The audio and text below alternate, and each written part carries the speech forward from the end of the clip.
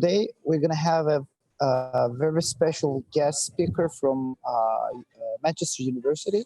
We will discuss about the innovation after COVID-19, which we have been discussing since the pandemic started all over the world.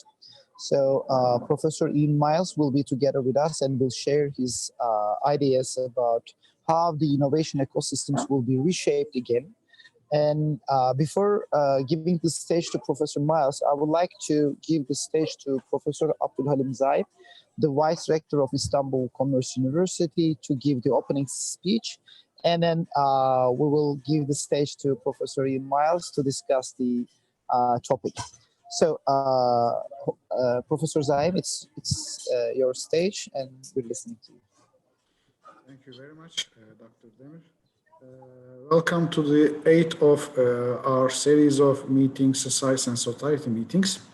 And welcome, Professor Miles. And I would like to thank you for accepting our invitation and being with us and spending your precious time for informing us on a topic very important for us. We know that nowadays the whole world, in fact, is passing through a different and extraordinary situation. Which will be happen, in fact, in once 100 years. So we know that it will take a while, and instead of expecting to go through to normal life after a while, we have to adapt ourselves to this new normal, as you are going to tell us after a while. So this COVID-19 pandemic showed us the importance of economical power of countries. And it is obvious that in order to be economically powerful, it is highly important to produce especially high-tech and sometimes disruptive technology products. And this is mainly based on innovative thinking. And I know that Mr. Professor Miles will tell us how we can generate this innovative thinking ecosystem, so that we can go through this COVID-19 situation successfully. And we know that especially Turkey for the last decade started to spend a lot more money for research and innovation.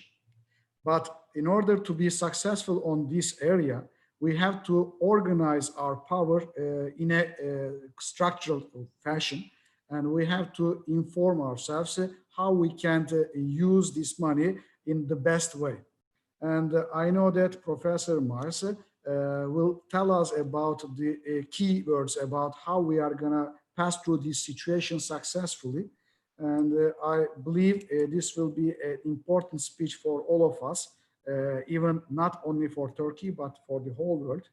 And I would like to, I hope, in fact, that to see Professor Miles personally in Istanbul, in our university, after this pandemic situation goes on.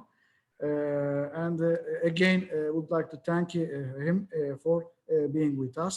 Thank you for Dr. Demir also for organizing this important meeting. And I hope it will be beneficial for all of us. Thank you very much. Thank you. Thank you so much, Mr. Vice Rector of the University, Mr. Professor Zayip, and I would like to let know that because of his very busy schedule, he will be leaving a little bit earlier than expected. So, but in the meantime, we will do a great conversation with Professor Miles about the innovation structure. First of all, I would like to introduce you to the audience with a short biography that we got from the University of Manchester.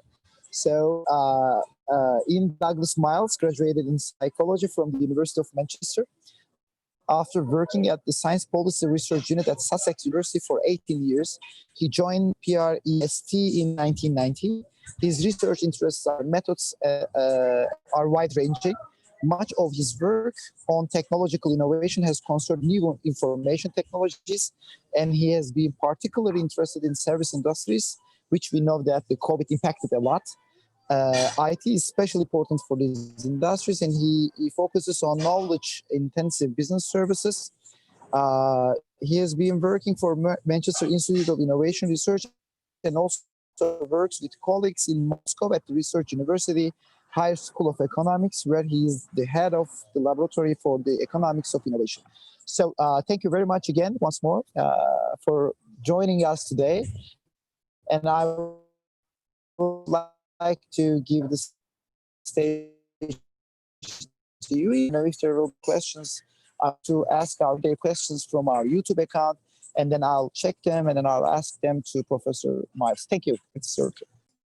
Okay, well, thank you very much, Dr. Demir. Thank you for the invitation. Thank you, Professor Zaim. Your introduction is very hard to live up to, but I very much enjoyed the process of thinking through the topics for today's presentation. So I will display some PowerPoints. They provide me with a very nice background in which to develop my thinking. So let's see, here we are. I hope you can hear me clearly. Is everything okay? Good. Yes, right. Yes, all is fine. Good. Thank you. Right, well, I'm going to present the outline of my talk right now. As soon as my slides start moving, here we are. So I'll begin by talking about just what we mean by the new normal and by innovation. And then once we've looked at those ideas, we can look at how they relate together. And as well as just talking about the meaning of these things, I'm going to give some illustrations and discuss some of the implications right away. And then I'll provide a framework, I hope a fairly systematic framework for thinking through different aspects of the corona crisis, as we call it, the pandemic and the responses to the pandemic. And how we can think then about what that means in terms of where innovation can be developed and how innovation can be developed. In the course of that, I will caution to some extent against thinking of innovation just in terms of new products and just in terms of high-tech innovation. There's a lot of innovation which is adoption, there's a lot of innovation which is processes, there's a lot of innovation which is more low-tech here. I'll conclude by putting this into a wider context and thinking about what the new normal means in terms of innovation ecosystems, innovation actors, and the configuration of actors and topics of that sort. But before I begin, I'll quickly make two apologies. The first apology is this whole crisis, the pandemic, is a terrible thing. In many ways, many people are very badly affected.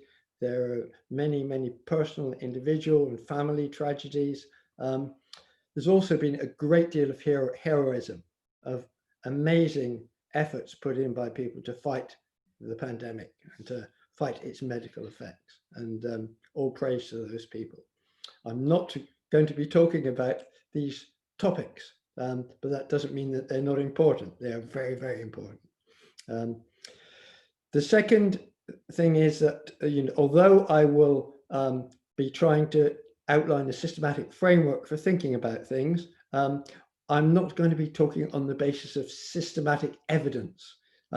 So far, we have lots and lots of partial bits of evidence, and we can draw on a few statistics and a few case studies. There's a lot of publications already emerging, but not enough to give us a really comprehensive view. And I'm going to be talking very much on the basis of my own experience, largely UK-based experience, largely working with professional service firms. So first of all, what do we mean by the new normal? And I think the main thing to understand here is what already Professor Zaim was saying. We're not going to return to the state of affairs that we were experiencing just a year ago. For one thing, we're not by any means out of the pandemic. Globally, the pandemic is still increasing. That's going to create big issues all around the world for a long time to come. We may well be facing second waves of the pandemic.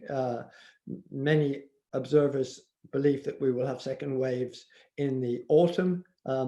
And unfortunately for those of us in the Northern Hemisphere, that is when the weather is getting bad. So being locked indoors is going to start being even more miserable than it was before.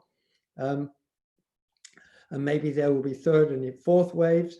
Maybe there will be localized experiences. So right now in England, one city is locked down, whereas most of the rest of the country is having restrictions relaxed upon it. But that one city has a very high incidence of cases. And that sort of picture may well be something that will be occurring a lot more in the future. We will have localized lockdowns, localized crises, which will have to be dealt with by the public authorities and by the businesses in those places. And maybe we will be learning to live with coronavirus. Maybe it will join the common cold and influenza and be something that we have a wave of every year. Quite a few people think that something like that is quite likely. Maybe we will have an effective vaccine. The news in the last 24 hours has been very positive about one of the vaccines that's being developed. And it's worth noting that this vaccine is being developed using innovative techniques. It's not the conventional sort of vaccine you get by killing the virus and administering dead viruses. It's an RNA-based vaccine. Developed in a new way. It can be scaled up and produced much more easily than the traditional method. So really good piece of innovation here. And perhaps we will have a partial solution at any rate to this particular crisis as a result of this. And that would be really encouraging if we do, because it's also felt very likely by epidemiologists that this particular pandemic is just the first, well, not even the first, it's the latest in a series of pandemics. That the way that our expanding economies and expanding societies have been interacting with nature make it increasingly likely that the diseases to human beings, animals to human beings, will continue to be a human feature in the future. Sorry, Professor Miles, is that the vaccine that you were talking in Oxford University? Is that the one or the other one? Oh, okay. No, it's the Oxford University one. Has just come through with some very positive results on its effect in people. Yeah. That's what I heard today in the news too. Sorry for I'm just asking about this. No, that's good. And there are several others. I think 3 or 4 other vaccines are in an advanced stage of testing, and there's around 170 overall being developed. So it's a very impressive effort. And hopefully, one result of this is that we will be able to respond much more rapidly to any future pandemics with a different origin, because the likelihood is that there will be future pandemics. Epidemiologists have been predicting for a long time that we would have some major pandemic this century. And we already had several warnings. We had SARS, we had MERS, we had Ebola, we had Zika, we had bird flu, we had swine flu, you name it. We've had a lot of things already this century. So part of the new normal is almost certainly that we're going to be experiencing new sorts of pandemic into the future. Epidemiologists were expecting that we would be experiencing something very like flu. As it is, the coronavirus has a lot of unusual properties which have really surprised people and are continuing to surprise people. But that's another story. All I can say is that the suggestion is that the new normal is going to have to involve increased awareness of pandemics, increased readiness to respond to pandemics. And this will not just be readiness on the part of scientists and medics, it will be readiness on the part of organizations of all sorts. And we know that the countries which have done very well in this pandemic in South Asia are countries that had already got some of this readiness through their experience with SARS. So they already had been working on testing and tracing systems, for example. Right. So just an observation right now of something that's been very, very evident within this pandemic. We see an acceleration of some long-term trends. We had a long-term trend towards greater online shopping, for example, more e-commerce. It's been developing steadily. This year, in the last few months, this has really shot up intensively. So all sorts of commodities have been traded online, for example. And this has obviously been bad for a lot of conventional retailers, but retailers that could sell digitally have experienced something of a boom. Delivery services have experienced something of a boom. You know, the pattern of impacts is of course extremely mixed here. Motor transport has been down. Bicycle sales have grown by many percent in the UK, for example. And working from home has become much more important. As we know, people have been asked to isolate, to socially distance, and the people that can work from home, which is most often professional workers, information workers, administrative workers, and the like, have been very largely doing so. There's been a great deal of increase in the use of digital services of all sorts. This is data on video conferencing, which has really shot up this year, but we can see all sorts of other things increasing on a large scale. And there was a very slow move in this direction for a long time. In the 1980s, 1990s, people have been forecasting huge expansion in working from home. That didn't really take place, but now the slow trend really has accelerated. And what we are seeing in many businesses is the businesses saying, why didn't we do this before? I was talking to a manager today of this week, of a professional services firm, and he had been back to his deserted offices recently. And he described the experience as walking around the office building and feeling he was seeing something that was obsolete. His words were, this was like an engineering draftsman's workshop looked in the 1920s or 1930s, when people were still doing things manually on paper with all sorts of instruments in their hands. Nothing like the workshops that they operate in today. And my workplace, with lots and lots of desks and lots of terminals at those desks, is also looking obsolete. We are unlikely to return to that pattern of working in the future. And the same story you hear from many, many firms. Some firms have been able to manage this transition very effectively. Some have found it much, much more difficult to accomplish. But one of the interesting things we can see is that this is not necessarily good for other sorts of innovation. So we had a slow process of digitalization going on in many firms. Their existing operations were gradually being digitalized through more remote working, more use of cloud services and things like this. And meanwhile, firms were putting a lot of attention into Industry 4.0 developments, Services 4.0 developments, application of artificial intelligence, data analytics, machine learning, all sorts of things of this order.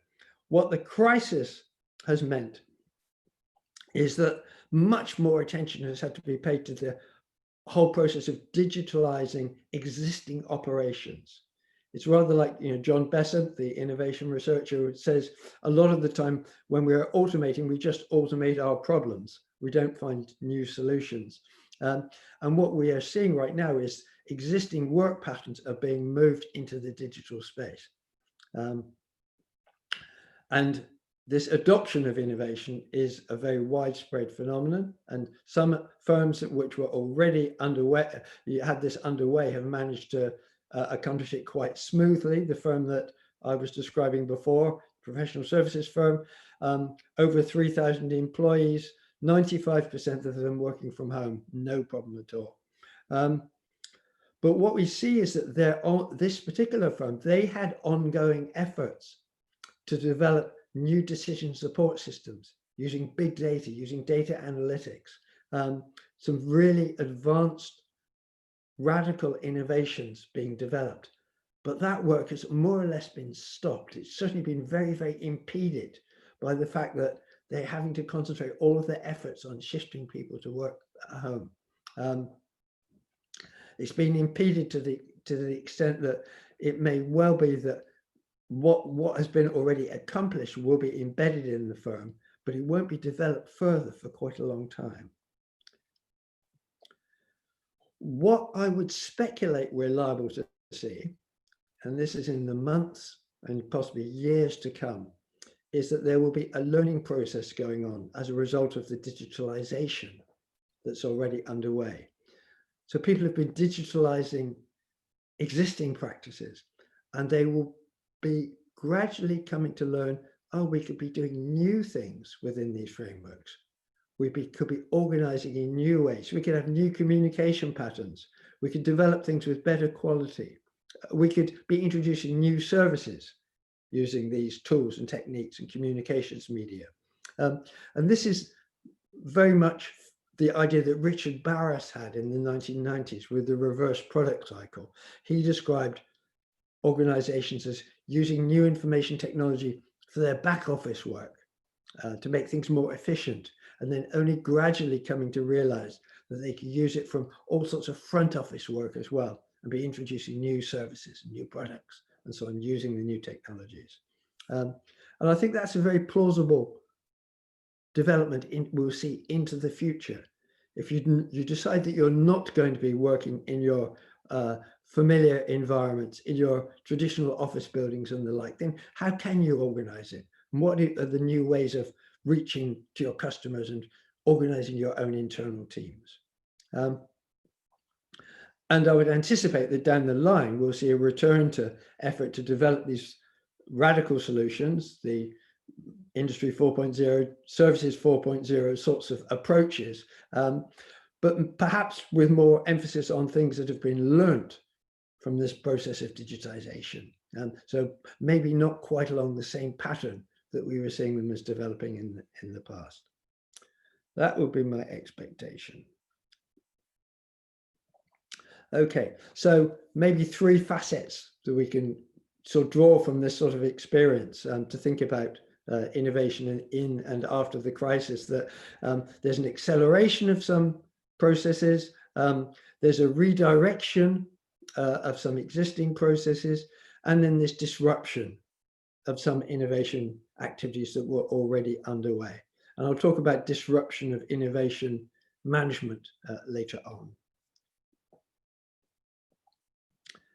So there's been a lot of people have already jumped into writing and discussing innovation and the new normal here. And many consultancy reports, I think McKinsey have been publishing some really interesting work on these topics, for example, about resilience, about changes in demand, about the impact on different sectors of the economy. We see people that had a particular advocacy of certain sorts of innovation, taking the crisis as a reason to be advocating these things even more strongly. So a lot of work on a digital innovation, on accelerating digital responses to the crisis. This very interesting report from the Smart Innovation Lab in Naples on application of smart technologies to dealing with the coronavirus. And Chesborough has written about how open innovation can be used in, sorry, I'll go back again, how open innovation can be used in order to combat coronavirus and to deal with the problems that are ensuing in the wake. And although what he's saying is basically asserting the position that open innovation is a major part of the solution to our innovation problems, he's doing it in a new way. He's adding new examples. It's a very interesting set of arguments that he develops here. So quite a lot of work coming out on this. The journal Industrial Marketing Management has been very fast off the mark, but many journals have special issues coming up on business responses to coronavirus. So in thinking about this, I just want to warn a little bit about thinking of technology necessarily as high tech. There's one innovation which people have been trying to develop for quite a long time and which has been proving rather difficult to pull off is the idea of a handheld device which we can use to identify what illnesses people have. There's work going on in this country from the middle of the 2000s onwards to try to develop such a device where you could just take a bit of saliva and you could say which of 100 diseases a person had. Wouldn't it be great if we had something which could immediately identify whether you have coronavirus? This week, I went for a test on Tuesday to see if I was suffering coronavirus. I had to go drive somewhere, I had to apply swabs, I had to give it to the staff there who were actually the British Army who were running this particular center. They sealed things very nicely. They used a lot of scanning and barcode. They were very hygienic. It took 24 hours to get a result. And I was lucky because I have heard of people that have had days and days and days to get a result, which is very bad. Wouldn't it be great if we had a way of identifying your diseases very, very quickly? Then we could control much more who is going into social gatherings, for example. But we don't have that. And though there were hopes that we would have developed it by now, we still seem to be quite a long way away from having this particular sort of high-tech innovation. But there could be low-tech innovation here. Sniffer dogs, they're not just useful for detecting drugs and bombs. Sniffer dogs can detect illness in people. So various sorts, they can detect whether a person is carrying a particular disease, and various sorts of diseases have already been used as vectors. Now, sniffer dogs are being trained in several countries to see if they can be effective detectors of coronavirus. Well, again, wouldn't it be great if we could have sniffer dogs at the entrance to places which we're not able to go to right now? We can't go to cinemas, we can't go to theaters, or at least very few people can, because these environments would be great places to transmit disease. But what if we just have a dog to sniff us on our way in, and then we can resume activity as was the old normal in these sorts of environments? Right now, that looks a long way away because it's going to take quite a while to get these dogs trained. But again, the early trials look very, very positive on this. And it's a case, maybe low-tech innovation quite often could provide a solution or part of the solution to our problems. Low-tech innovation in restaurants, for example. Here's a couple of designs that people have come up with, ways of allowing people to be more socially distanced, more shielded within restaurant settings. Not particularly high-tech, but hopefully quite effective. So innovation isn't just new products. It can be new processes, it can be new organizational structures, new marketing methods, all sorts of things like this. The latest versions of the Oslo manual are very good at discussing the different sorts of things that could be innovations. And these innovations, we know what makes for successful innovations. Successful innovations are innovations that meet the requirements of users. They may not be the requirements users knew they had, but they're the requirements that people discover they have. Coronavirus is changing our user requirements, and innovations of all sorts, high-tech, low-tech alike, may be applied here. But we also have to think of innovation itself as a process. Process moving from the development of ideas through design, through testing and piloting, through the implementation of innovations and their rollout as commercial products or processes within industry or whatever. And here, the methods that we use for generating and implementing innovations are ones that may well also be affected by the coronavirus. By, for example, if we have social distancing, then a lot of the ways in which people developed ideas in the first place, like getting information from users or suppliers, or from what people are doing in other industries, may be impeded. Data flows may be impeded. You may not be able to be collecting data in the way that you were before. Knowledge flows could be impeded with people talking in much more formalized way through digital media rather than chatting informally and fusing their ideas together to create new approaches. Okay, so I said I would try to present a way to think through impacts of the coronavirus systematically. And one thing that we can do is think about how the focus of innovation may change, where we have new user requirements, where we have new problems for which innovation could be the solution. And I suggest that a handy way of doing this is to think of the corona crisis as having three elements. One is the disease, the pandemic itself, and what this means in terms of people spreading the disease, people catching the disease, people suffering the disease, people being treated for the disease, people suffering the long-term consequences of the disease, which we're only now beginning to find out about. But it looks like even people that have fairly mild doses of the virus that seem to overcome it quite well may still have long-term effects of the virus, while many people that have had successful medical treatment are also suffering long-term effects of the virus. We're just beginning to discover what these are. Some of them are more psychological because the coronavirus actually affects the brain. Some of them are more physical problems with our lungs, for example, or our blood system and the like. So this disease and the pandemic itself, there's the policy responses to the disease, the way in which policymakers have tried to deal with the medical problems, the danger of overwhelming health services, for example, the problems in social care institutions, which have been immense in many European economies. Old people's homes have been major sites of the disease, for example.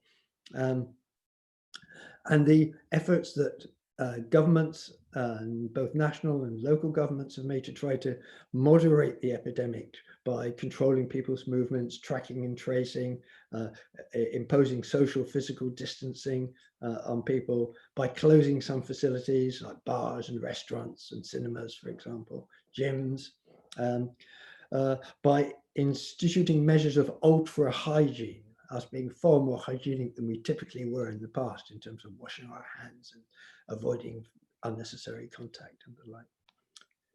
And then the third facet is the socio-economic impacts, the disruptions that have happened to markets, to supply chains as a result of these measures of social distancing.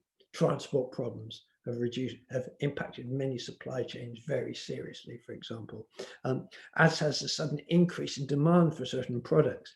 In this country, Britain, seemed to be believing that, well, we didn't have to be a manufacturing company because we can always source things from overseas. We're a rich country and we can buy things from elsewhere. The problem is everyone else was wanting to buy the same things. So we suddenly found we couldn't buy masks, we couldn't buy protective equipment of various sorts. Ventilators for hospitals were in short supply, and so on. Markets are disrupted and supply chains are disrupted. Many businesses fail. You walk down our high streets and we see many boarded up shops, cafes where the people are never going to start up that business again. So there are social impacts in terms of employment and employment changing, unemployment on a large scale happening. Hundreds of thousands of jobs have already been lost in this country. Changes in people's work-life balance as they're working from home, and things of this sort. So three big facets of the corona crisis. And in each of these, well, they provide a bit of a focus for different sorts of innovation. Innovation to understand and combat the disease itself, for example, or to help treat people with the disease, where there's a great deal of innovation of all sorts of varieties coming up. Biomedical innovation, development of new vaccines, we've already mentioned. One of the things to bear in mind here is that we see all sorts of different actors at work here. We see firms like pharmaceutical firms, like research and development service companies in biotech especially, but also social research companies that are measuring and modeling the diffusion of the pandemic. All sorts of different organizations coming into play here and trying to develop innovative solutions to deal with various aspects of the pandemic itself. So I have a range of different areas of work here, probably not an incomplete range, by the way, and a range of different sources of funding for these sorts of activities. So we can think that there are innovations we could be watching for and monitoring across all these different sorts of areas. And the report that I mentioned from the Italian group on digital innovation to confront the crisis is very much looking at biomedical applications of digital technologies here. There's also innovation in terms of policy responses to the crisis. So policy making innovation, new policy institutions. In this country, we now have a biosecurity unit has been set up in government, for example. There are new institutions in terms of the ways in which government has been reporting to the public and reporting to other parts of the public service system, for example. There's new sorts of economic interventions here, something which I had not dreamed that our government would try to do, but our government copied other governments who were introducing a furlough scheme. So actually paying firms to keep people employed during the crisis with the hope that they could take them up as employees again once something like normal economic conditions were resumed. Changes in the relationship between scientific advice and policy making as well. Very interesting area for study, very controversial topic in its own right. And governments directing medical and other public service responses, for example, and a whole range of public services get involved here, including the emergency services, like the army that's been brought in to build hospitals in this country very, very rapidly. We weren't going to let China be the only country to be able to build a hospital in 6 days. And the army have been administering testing services as the ones I went to this week. And information systems of all sorts being developed and supported by governments as part of the policy response.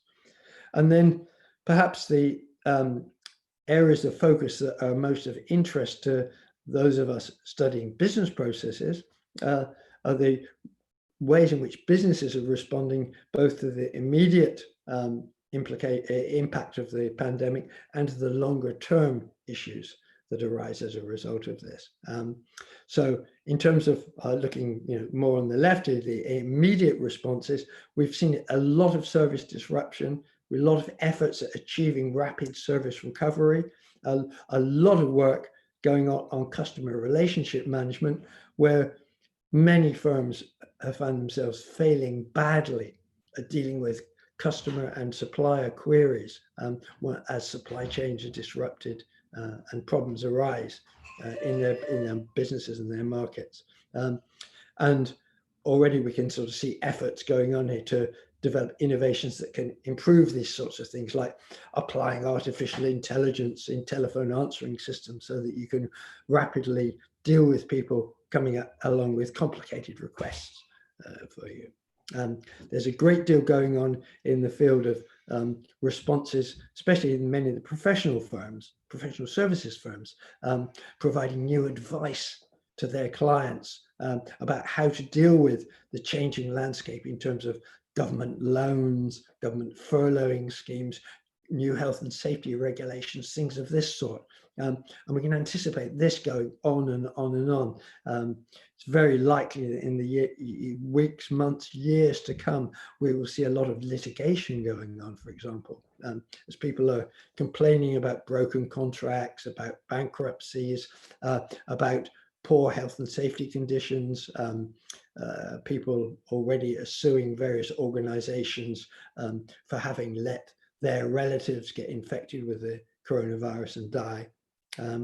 New insurance policies are likely to be developed and so on. But then perhaps the things that will be of real lasting influence are changes that happen in organization, in work organization, in the design of buildings, the design of one-way systems, for example, in buildings, the reorganization of equipment so that people don't have to be sharing the same equipment or working in such close proximity, the introduction of new heating, ventilation, air conditioning systems, so that instead of spreading diseases, you actually clean the air and reduce diseases. New sorts of clothing for people to be wearing in various work systems, PPE is personal protective equipment, for example. New practices at the workplace of social distancing and hygiene, for example. And I think what we're likely to see is that many firms which will try to return to something like their established patterns of work. We can't all work from home, for example. Some of us have to be working in factories or construction environments or things like that with more or less the standard equipment. But these organizations are going to have to put in place resilience techniques so they could rapidly deploy plan B, different ways of working in the event of a recurrence of coronavirus or the development of new pandemics into the future. That's now on our horizon. Teams will have to work in new ways. There have to be, one of the big problems for many organizations will be the training of new staff members. If staff members are no longer being trained by coming into the establishment and working together with the teams and learning from other members of the teams, how are they going to be trained and how are they going to be socialized into the culture of the company and the culture of the teams they're meant to be working with. And finally, this is liable to see all sorts of developments in terms of new work patterns and new organizational structures. So I'm going to move on very, very rapidly now, because those are some of the areas where I think we will see new innovations develop, there areas of focus of innovation effort. Innovation processes, however, also need to be thought through, because many of our existing ways of conducting innovation are liable to be disrupted. And this is most obvious, of course, in the traditional R&D laboratory, where typically in the R&D lab, people are working closely together and sharing equipment and facilities and things of this sort. But it will also happen where innovation is taking place through less formalized means than R&D departments, where it's brainstorming workshops, for example, or discussions with users, especially lead users, about their problems and solutions. And these are problems, and firms will have difficulty extricating themselves from these problems, but there are various opportunities as well. So just this week, I heard somebody talking about how the impact of having moved to digital work processes meant that, yeah, they were losing the contact with immediate team members in offices that they had been used to, but instead they were in digital contact with people from across the firm and its many branches around the world, people that they wouldn't normally have been exchanging with.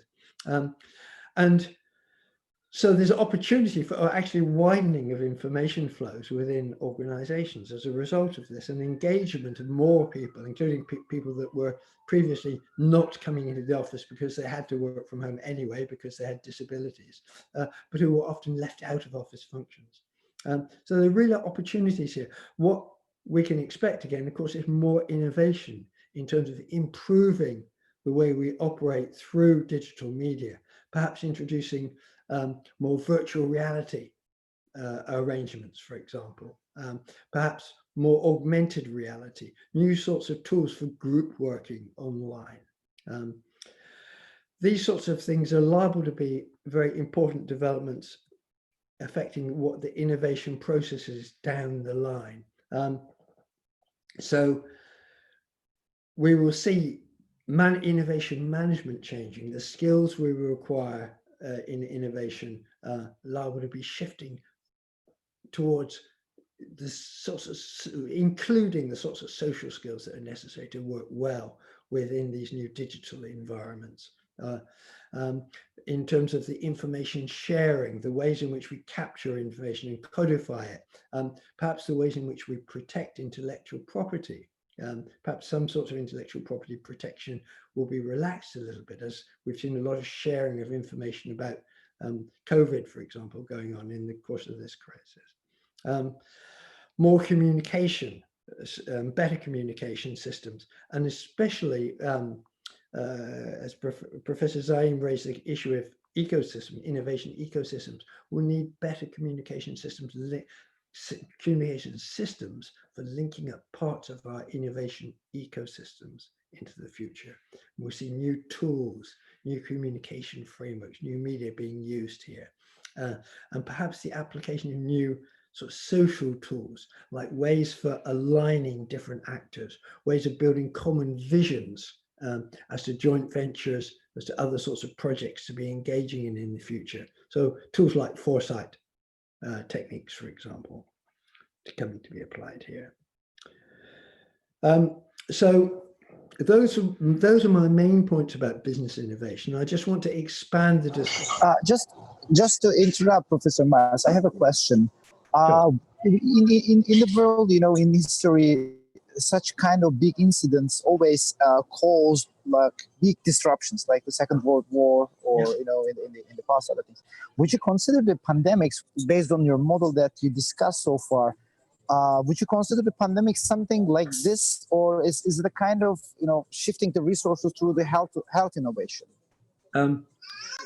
Well, I think we will see more shifting of resources to health and biomedical innovation in general. Yes, and we will see almost certainly this will accelerate the demand for health and lifestyle innovations of the sort which have come into big play in the last few years. So the digital watches that monitor your heart rate, that tell you how far you're working, that gamify health by setting you standards and targets of what you eat and how far you walk and run every day and things like that. There will be, there already is a lot going on there, but there will be a lot more going on there into the future. And what the whole field of what people call personal health systems is an area which is liable to grow explosively into the future.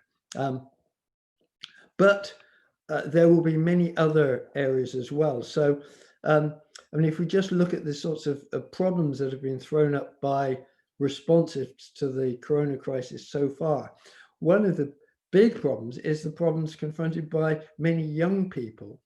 Not only is it hard for them to start their careers, it's hard for them to meet other people. It's hard for, if you're unable to do this, go to the usual bars, restaurants, cafes, and so on, then you have a lot more trouble meeting and making friends. So the development of social media that facilitate this is also likely to be a big area of growth into the future. And I would expect to see a lot of innovation going on by way of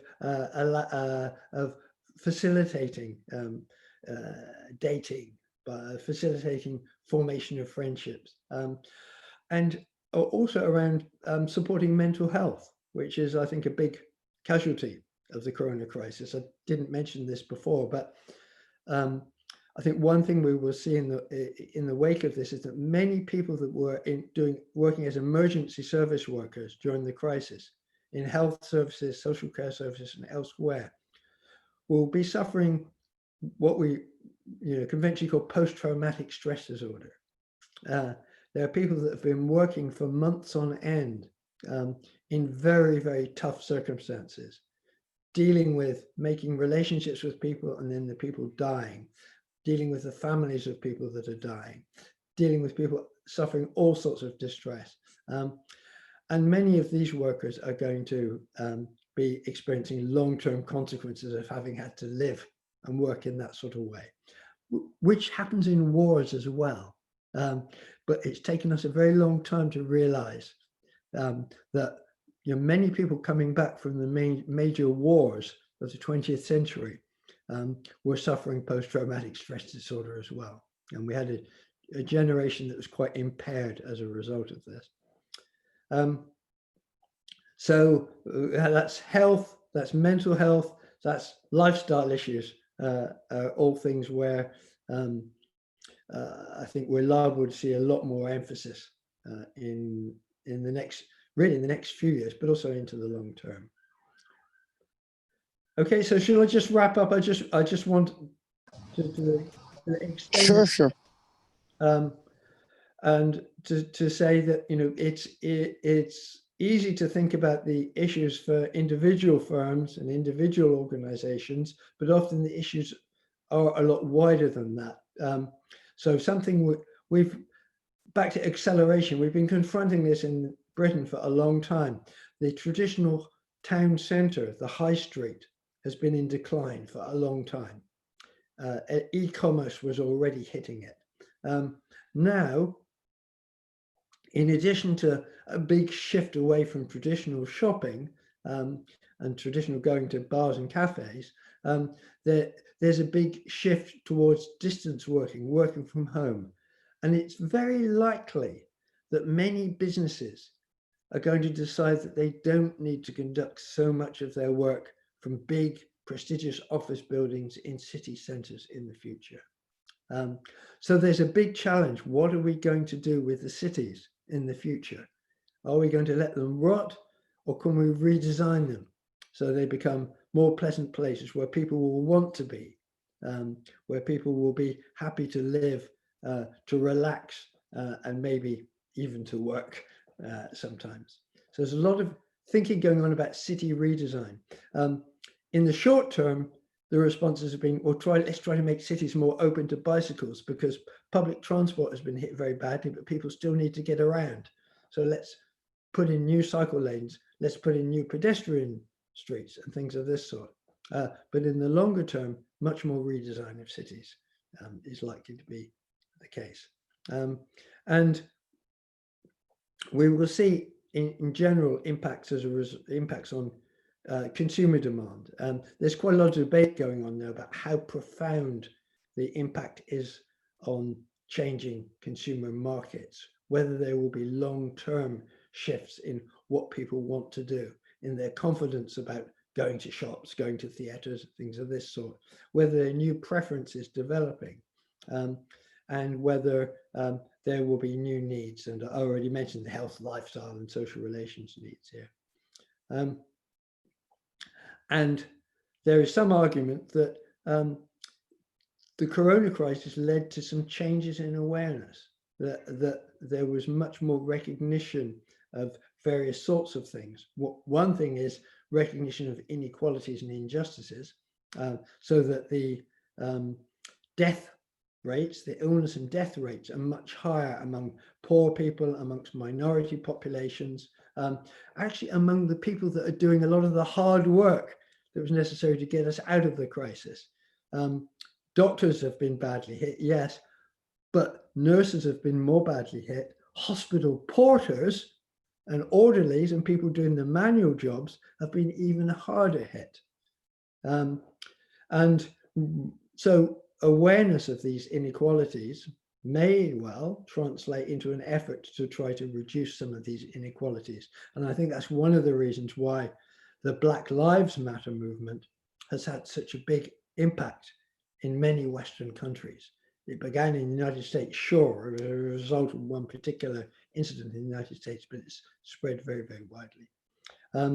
There's recognition of the important role of these sort of unskilled labor, and that's leading to a lot of discussion about improved wages, yes, but also improved training, ways of making these jobs be perceived as more valuable, as actually career options, or as perhaps as jobs that people should much more frequently consider as steps on their life pattern, as a way to other sorts of positions in the future. Much more appreciation of issues around what the positive features of having jobs are, apart from jobs just giving you salaries, how important they are for social contacts and for a sense of purpose and things like that.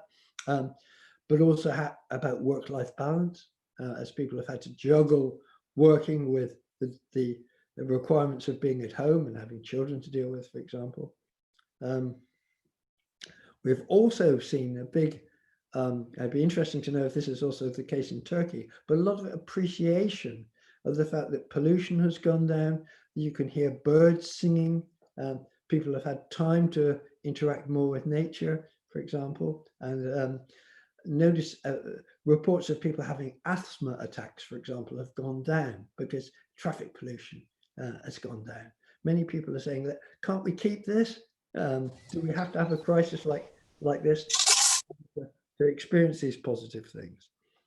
And finally, things have been proved possible. It's been obvious that government, when in crisis, government has been able to effect large-scale changes, which were previously thought impossible. So in this country, again, we had a long ongoing problem. We had a lot of so-called rough sleepers, people who didn't have anywhere to live, who were sleeping on the streets. It's very, very visible in most of our cities. When the crisis came along, it was recognized that these people will be particularly vulnerable, and suddenly solutions were developed. Oh, we can put these people in hostels, we can set up these, we can acquire some hotel rooms, things like that. Suddenly that problem just disappeared. It was a problem which we couldn't solve, but suddenly we did solve it. And the idea that maybe some of the other things which we thought were impossible are also things which could be handled by state intervention of the right sort. So that's where I want to finish off, really, that the problems of the high street, the problems of city centres are likely to be confronting us in the future. And there's a lot of scope for joined up, coordinated action on the part of all sorts of players, city authorities, public services, private businesses of all sorts, developers. Design skills are going to be very, very important here and elsewhere in trying to save our cities and make them places that we want to use, as opposed to places we want to get away from. And of course, we've been talking about the waves of the pandemic, but there is a much bigger wave coming along, and 2020 was already shaping up as a wave where the climate crisis was proving inescapable. You may remember only a few months ago, Australia was on fire. Right now, Siberia is experiencing ridiculously warm temperatures. The world is heating up. And we're all going to be suffering the consequences of this. And a reorientation of our innovation trajectories so that our innovations can be producing less greenhouse gases, can be allowing us to work in more sustainable ways and consume in more sustainable ways, is a priority. And maybe this isn't too big for states to deal with in the future. It looks like it's already too late to avoid the initial effects of the climate crisis. We're going to have to deal with strange weather patterns, with flooding, with all sorts of things of this sort in the years to come. But perhaps we can, and hopefully we can stop it getting much worse into the future. So by way of conclusion, I would say that this is all telling us that innovation policy is going to become really important. Innovation management is going to become very important, but it's not just a matter for the Ministry of Science, the Department of Education, the Department of Industry to deal with. It's not just a matter for the company's innovation manager to deal with.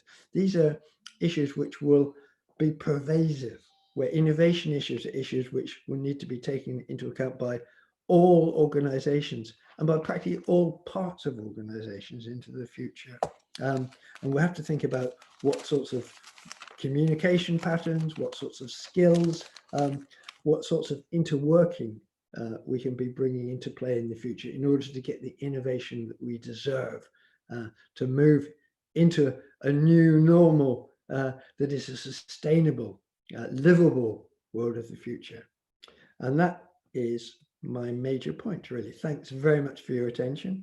And I'm going to stop sharing the slides now.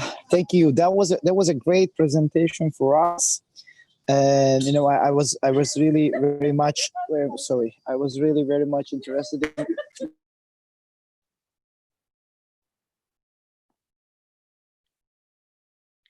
I've lost you.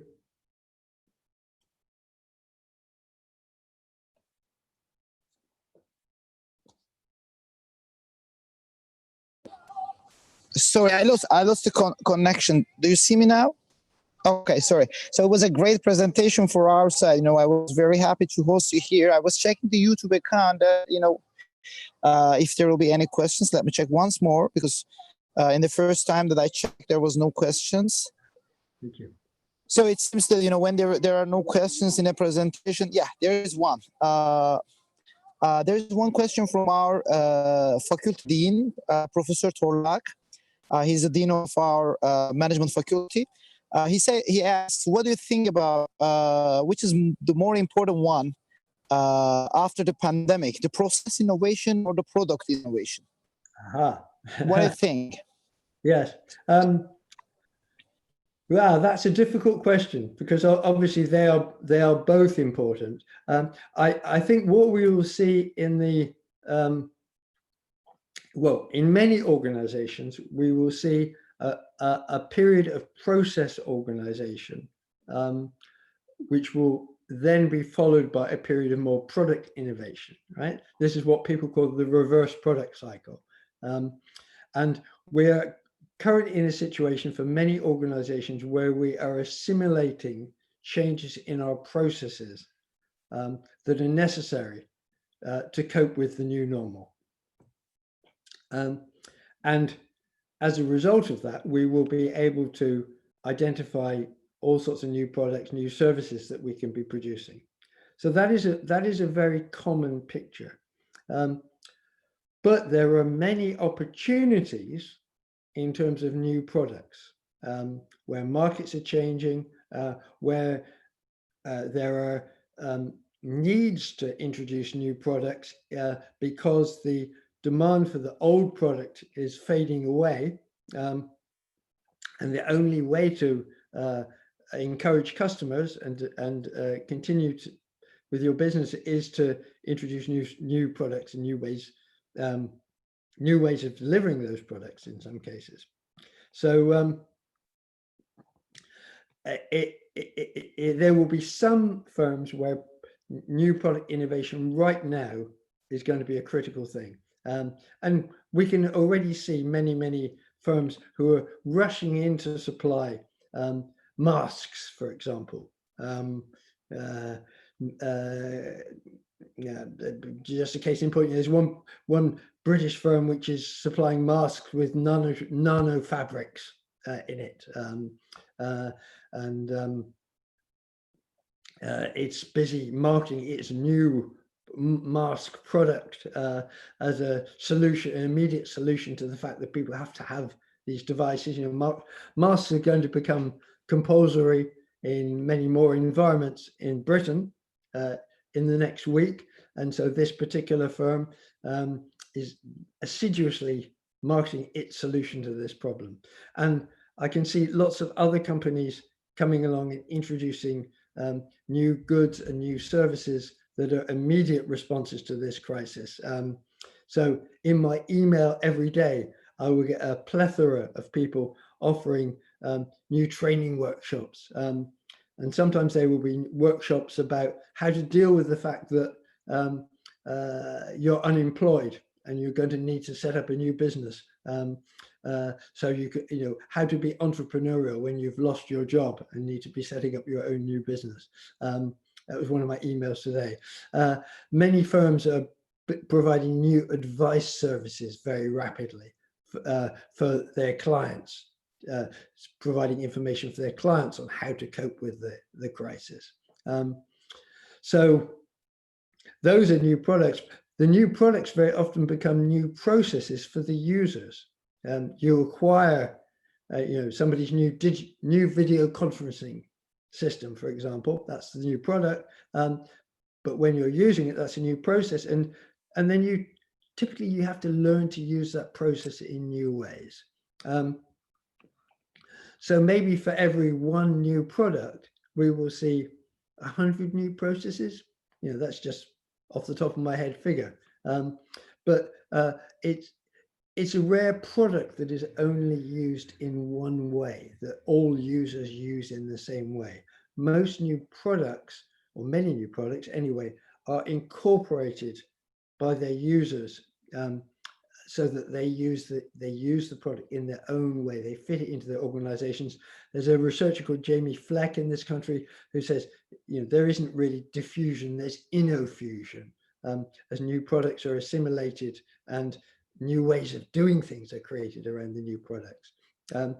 So probably we could say, the new product is necessary, absolutely essential, but the new processes involving that new product are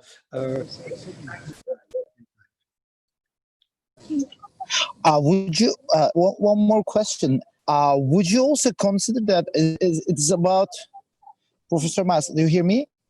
Yes. Yeah, would you also consider that it's about the transformation of economy, because the pandemics are, in the beginning we discussed, the pandemics are very much about the service industry, because the quarantine conditions put the people in the home, so the service industry collapsed very fast. So and it pushed the service industry to be more innovative and using the more digital tools to at least to compensate the loss that they got during the pandemics. So would you consider that in the long run, will it push those companies to be using more efficient resources for digitalization or other kinds of innovation? Well, it depends which branch of the service industry you look at. For many of the services which I've been studying in most detail, what you say is exactly right. So all sorts of business services are moving more towards digital solutions. For some of them, there is one very difficult thing, that a lot of their work may be quite customized to individual clients. So you can provide so much standard information. Like if you're an accountancy firm, then a lot of the accounting process is actually highly standardized. You're filling things into particular data fields, and you're just dealing with the particular data of individual clients, but it all fits within the same framework. That's fairly straightforward. But you go to another extreme, you go to more consultancy. Those consultancy services are often dealing with very individual problems that particular companies face. And you have to work quite closely with their client in order to try to develop solutions to those problems. And that's quite difficult to do digitally because there's only so much can be exchanged through formal digital communications. In fact, trust is established through informal communication, through actually meeting face to face, through eating together, through drinking together, through talking outside of the meeting. And it's hard to do that in a digital environment right now. Yeah, I expect more and more innovation that will support that sort of thing down the line. But it's still imperfect. It's not as good as actually meeting people face to face. So the digital solutions may push towards that sort of company providing more standardized products, more standardized services, and away from the high value added, very customized services, which have been what most of them have focused on, or many of them have focused on in the past.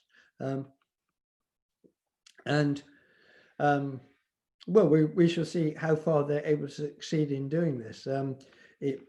It may be that we will see other sorts of solution developing, which will permit this sort of more customized relationship to persist into the future.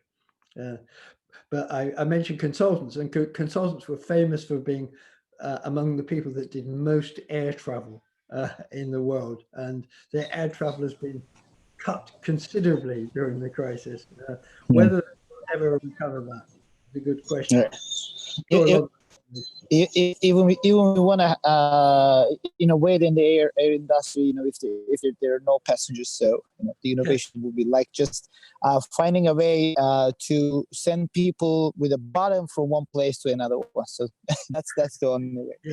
So that would be a great innovation if they would be able to do it. But in the moment, so we should still wait for the pandemics to end.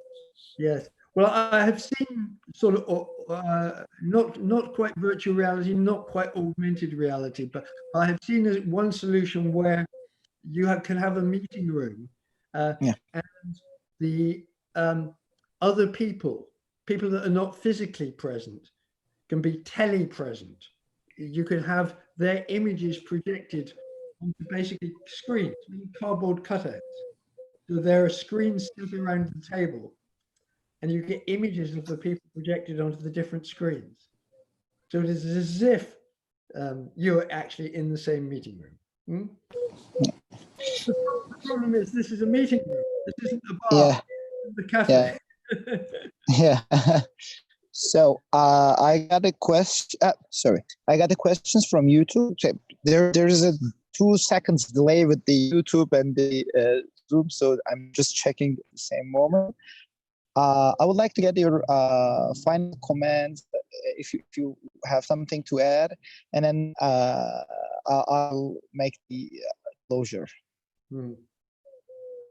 Do you have anything to add on? Because there are no more questions as far as I checked the YouTube. So I'm absolutely delighted that you joined us. It was really great to see you again. At least in digital environment. The first time was in physically in Moscow, but the second time in digital. So the turn is in for physical one. So in the first instance that the pandemics will be over hopefully soon, we would like to have you in Istanbul and enjoy the city and then share your ideas with us in a physical conference room maybe. But don't worry, after everything will be all right. Thanks very much. Thank you very much for joining us. It's been very good. So thank you for the invitation, and I hope we can remain in contact. That would be good. Yeah. I'll keep in touch, and it was a great honor again. I would like to thank once more because in your busy schedule, in such a period, you joined to such a conference from Manchester and gave your really distinguished ideas with us, which will be also very important for us to follow in the upcoming periods, because this innovation and the innovation, that was a very specific special thing in your presentation, innovation. So following this future trends and doing research on these topics will also be a very nice thing for our colleagues at the university. And I would be very happy to be in touch to ask your ideas whenever we need. Thank you very much for your time. Okay, thank you. Goodbye. Thank you. Bye, everybody. Our best to Manchester. Thank you.